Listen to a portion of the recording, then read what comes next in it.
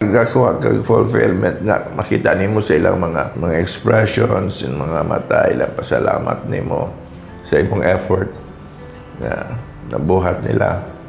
Daghan jug lessons, I'm sure na to. Of course, pila ka years you were serving the public.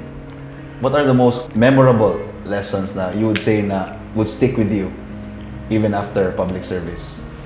Not kaning lesson o kaning fulfillment lang ba?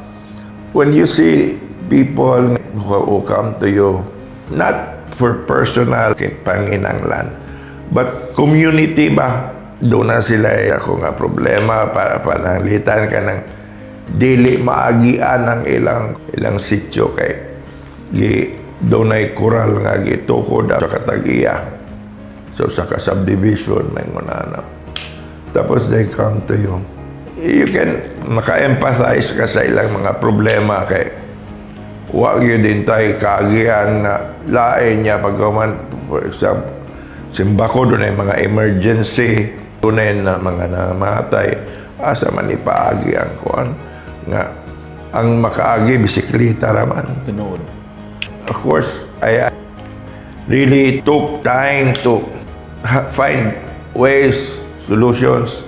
Istorya ko sa mga tagiya.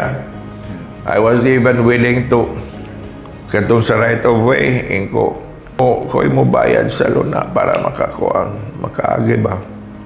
Pila raman na nga ismet.